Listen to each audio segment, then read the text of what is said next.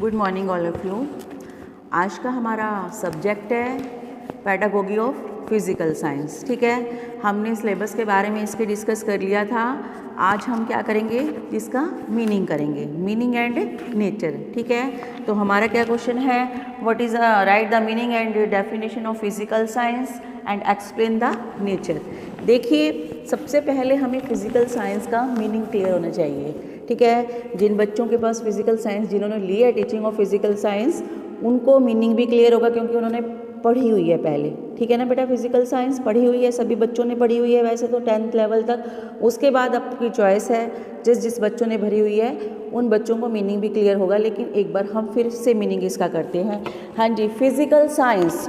Physical science क्या है, अगर हम शीर्षक में इसमें विद्वानों में कुछ भ्रम की स्थिति है। ठीक है, अगर हम इसका शीर्षक देखते हैं तो अभी भी विद्वानों में भ्रम की स्थिति है, क्योंकि इसके अंतर्गत उन सभी विषयों को शामिल किया जाता है जो निर्जीव वस्तुओं का अध्ययन करते हैं। ठीक है, ये क्या है हमारी जो स्टार्टिंग में बताया गया है।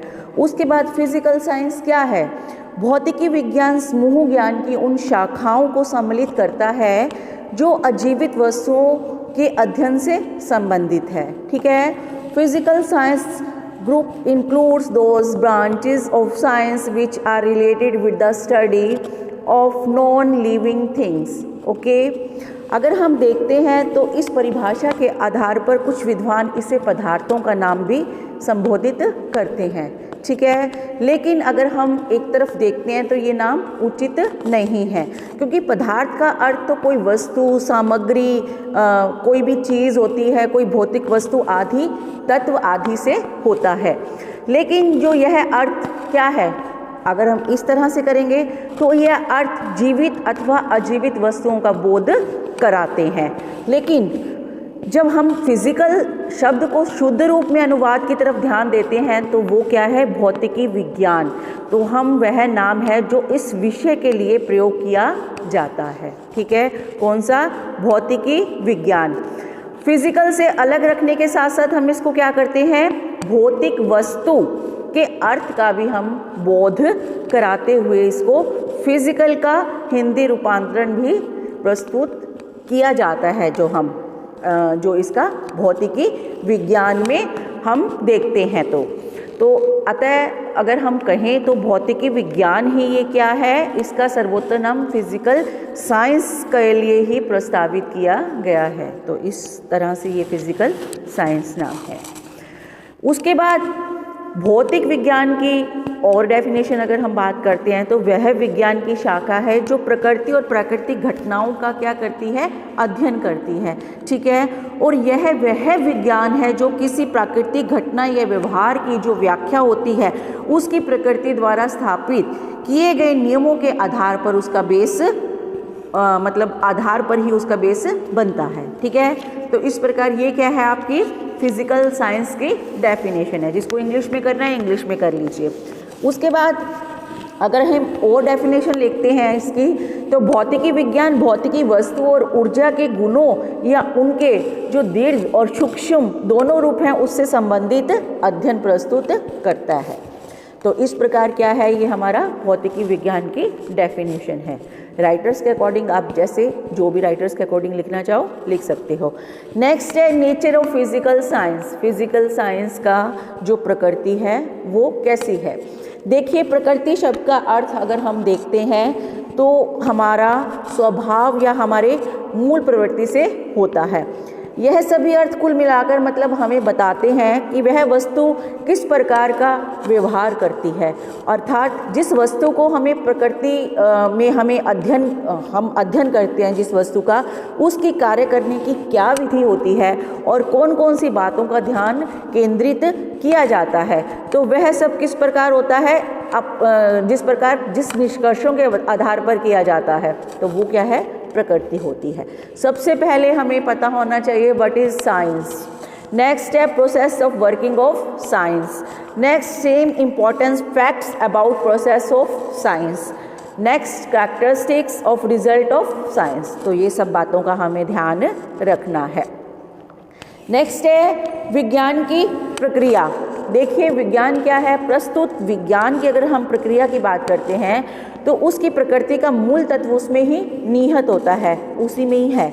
विज्ञान की अनेक भाषाओं की अगर हम गहराई से देखते हैं तो हमारे सामने क्या आता है सहज रूप, इसका सरल रूप कि विज्ञान केवल सत्य के ही उपासक नहीं बल्कि जो भी घटना, परिस्थिति या वस्तु स्थूल रूप से सत्य के रूप में हमारे सामने उपस्थित नहीं की जा सकती, वह किसी कीमत पर स्वीकार्य नहीं है विज्ञान के अकॉर्डिंग, लेकिन पूरी तरह से त्याज्य है। तो यहाँ प्रश्न उठता है कि जो हमारी सत्य को जानने की विधि क्या है, ठीक है, तो हम जो रियलिटी है उसको कैसे जानें। तो विज्ञान सत्य की तह तक पहुँचने के लिए क्या है, एक क्रिया पद्धति का सहारा है सत्य तक पहुँचने के लिए। और इस प्रकार जो इसके स्टेप्स हैं उसके बारे में हम बात करते हैं। फर्स्ट है statements of AIIMS and objectives. Next है फॉर्मूलाज ऑफ हाइपोथेसिस। नेक्स्ट है आपकी observation and collection of data. Next results and predictions. Last है आपका जनरलाइजेशंस एंड सुजेशंस। तो इस तरह से ये हमारे स्टेप्स हैं। तो सबसे पहले हमारा है उद्देश्य कथन।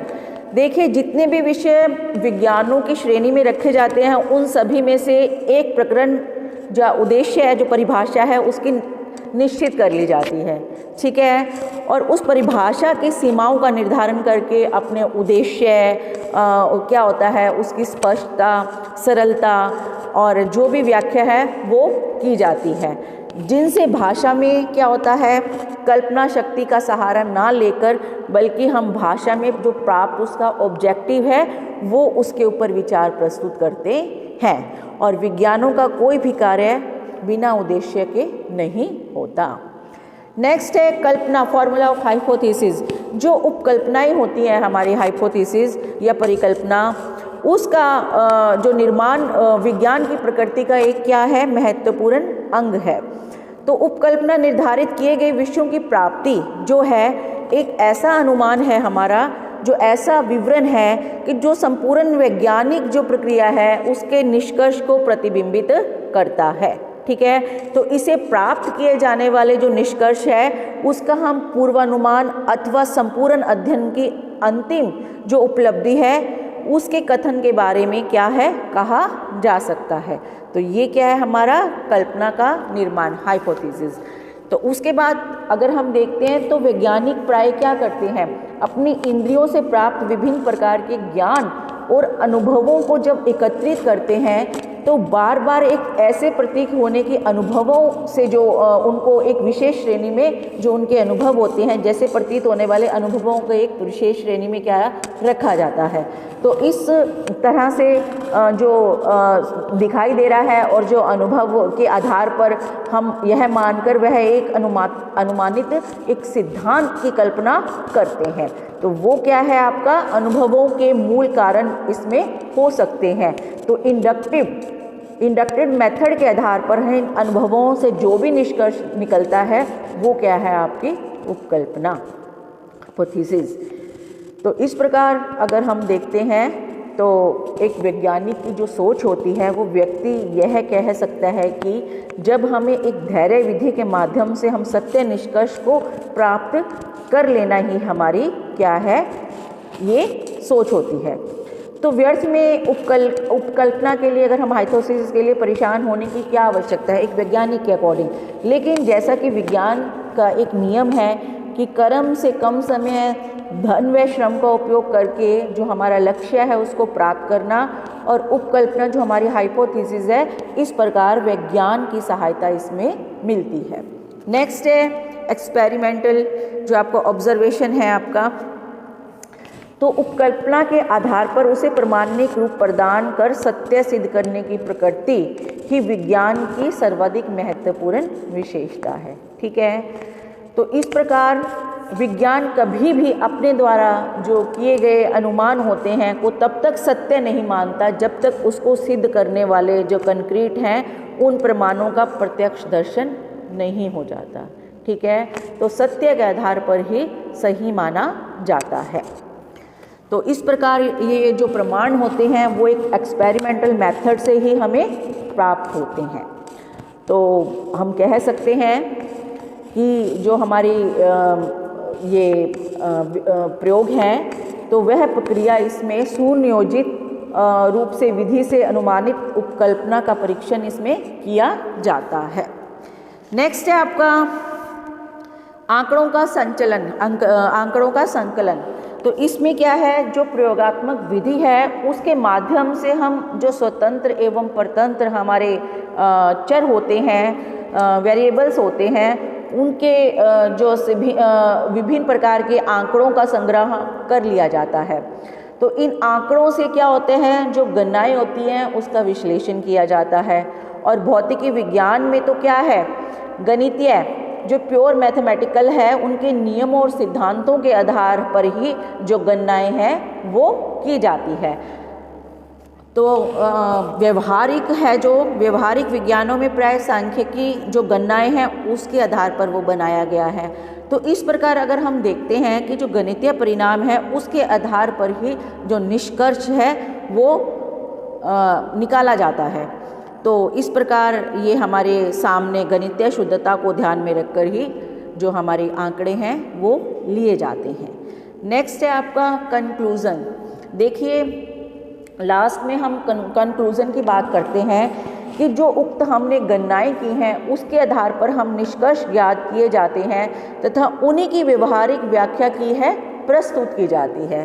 ठीक है, तो इस प्रकार एक सत्य निष्कर्ष पर पहुंच जाने के बाद ही समाज एवं जो हमारी परिस्थितियां हैं मिलती जुलती, उसी के निष्कर्ष के आधार पर ही हम भविष्य में होने वाली घटनाओं के अनुमान, जो घटनाएं हैं उसके निष्कर्ष पर हम पहुंचते हैं, फिर उसका वर्णन किया जाता है।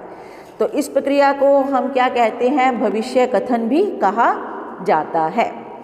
तो भविष्य कथन में यहाँ तक अगर हम बात करते हैं कि विज्ञान शिक्षण अथवा वैज्ञानिक जो अध्ययन है द्वारा किया गया जो भविष्य कथन है हमारा, वो क्या है, फलित ज्योतिषों द्वारा, जो एस्ट्रोलॉजर्स होते हैं उनके द्वारा किए गई कल्पना जो आधारित भविष्यवाणी से भिन्न होता है।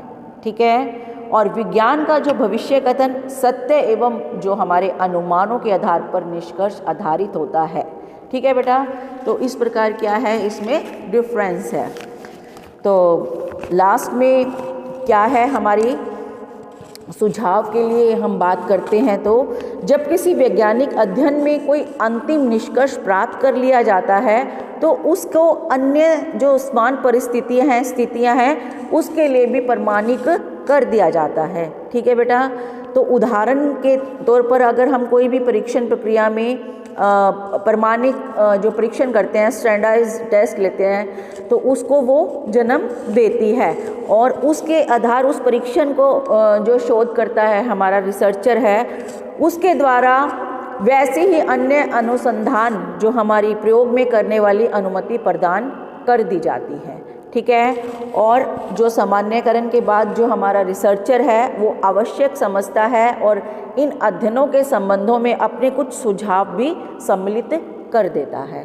ठीक है बेटा, तो इस प्रकार जो हमारी विज्ञान की प्रकृति है अध्ययन को सीमित ना करते हुए जो ब्रॉड रूप है, व्यापक रूप है, वो प्रदान हमें करती है। ठीक है बेटा, तो इस प्रकार ये हमारी जो इसका नेचर है वो हमने बता दिया। तो बेटा आप लोग फिर अगर एक बार पढ़ने से कई बार नहीं समझ आता तो दोबारा पढ़ लीजिएगा, दोबारा वीडियो देख लीजिएगा। ठीक है, तो आज के लिए इतना ही। Thank you.